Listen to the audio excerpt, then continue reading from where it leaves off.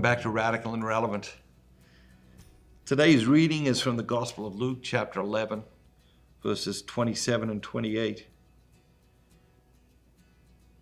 And Jesus said this, "A woman in the crowd raised her voice and said to him, 'Blessed is the womb that bore you and the breast that you suckled.' But he said, 'Blessed rather are those who hear the word of God and keep it.'"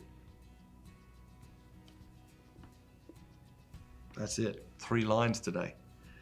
3 lines. Did you hear it? Did you miss it? Were you still getting focused? Jesus said this, "A woman in the crowd raised her voice and said to him, 'Blessed is the womb that bore you and the breast that you suckled.' But he said, 'Blessed rather are those who hear the word of God and keep it.'" We're coming together each day. We're hearing the word of God. Keeping it is it's difficult, right? That's another story. And some days we do better than others. As we go into the day today, think about situations where it's hard for you to live the word of God. Think about situations where it's easy for you to live the word of God, and try and increase your awareness of where we've been challenged or called to live the word of God. Of course, some people make it easier than others. I remember a friend, a priest, taught in a seminary.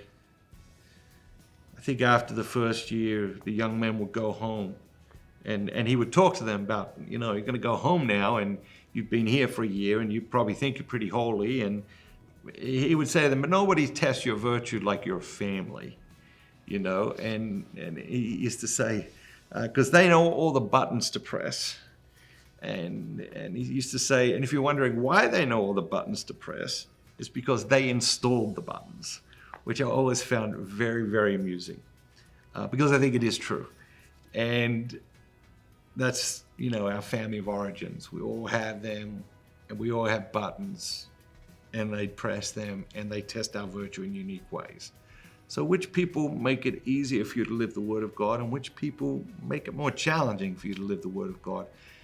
And are you living the right amount of time around each of these groups? Because that is important if we are going to live the word of God in our day. If we spend too much time with people who make it too hard for us to live the word of God, we're going to get worn down over time. Have a great day, and remember, be bold, be Catholic.